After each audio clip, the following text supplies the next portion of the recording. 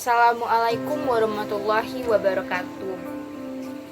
Di sini saya akan menjelaskan materi dari mata kuliah teori sosial, yaitu dampak modernitas terhadap perubahan sosial dan tantangannya terhadap administrasi publik. Di sini saya terlebih dahulu akan menjelaskan apa itu modernisasi.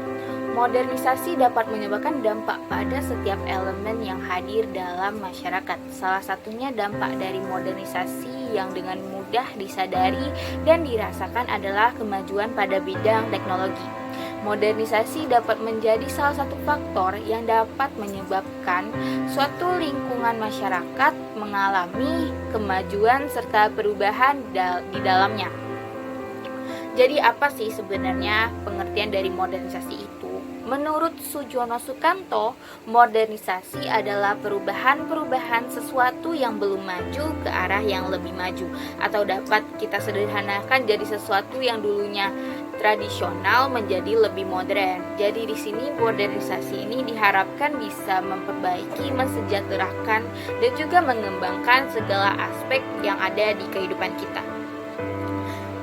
Jika kita perhatikan secara etimologisnya, modernisasi itu atau modernization diambil dari bahasa Latin yaitu modernus, yang diambil dari kata modo dan ernus. Modo memiliki arti cara dan kata ernus memiliki arti pada periode waktu terkini.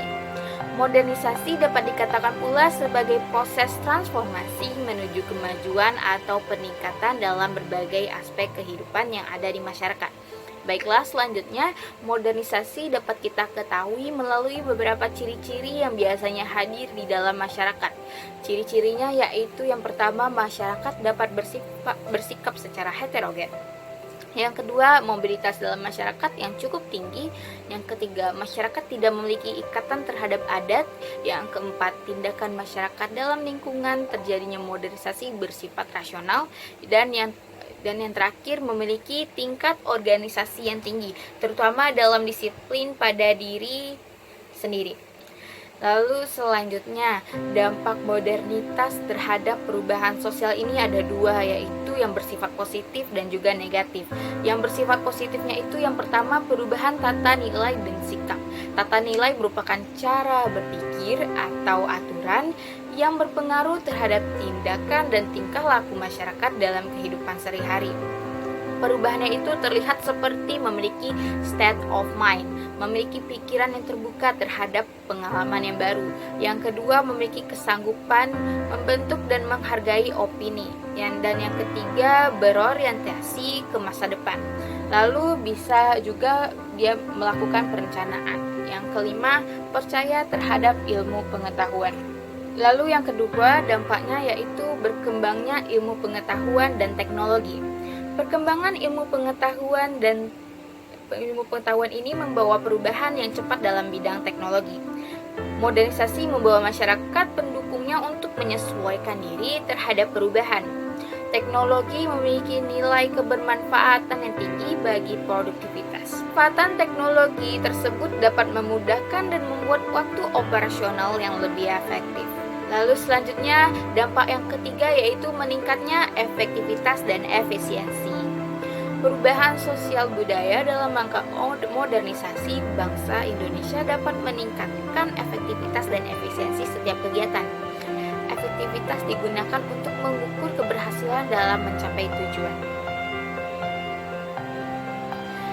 Lalu dampak modernisasi yang bersifat negatifnya, yang pertama yaitu sikap individualistik.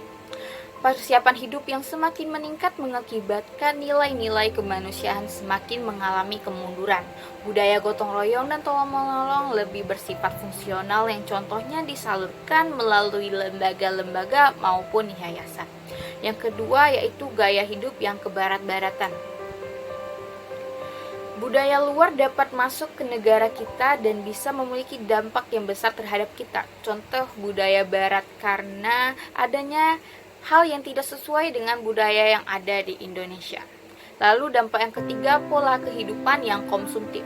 Kemampuan daya beli masyarakat yang meningkat membuat para pengusaha memproduksi segala macam barang kebutuhan. Lalu dampak yang keempat yaitu kesenjangan sosial. Perubahan sosial itu akan menyebabkan kesenjangan jika yang menikmatinya hanya orang-orang tertentu. Lalu contoh dari modernitas di bidang administrasi publik itu seperti e-administrasi adalah transformasi surat dalam bentuk digital yang diciptakan untuk merespon informasi yang masuk atau keluar, juga mempermudah untuk ditindaklanjutinya oleh dinas yang terkait.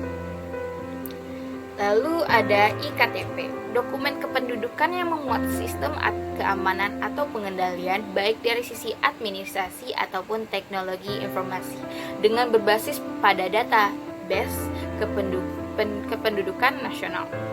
Fungsi iktp ini sebagai berikut, yaitu sebagai identitas jati diri, mencegah pemalsuan terhadap KTP, dan juga adanya keakuratan data kependudukan.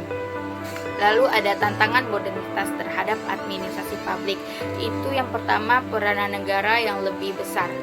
Negara melakukan fungsi baru dalam mengatur dan mengkoordinasi produksi, distribusi kekayaan, dan merangsang pengembangan pasar luar negeri.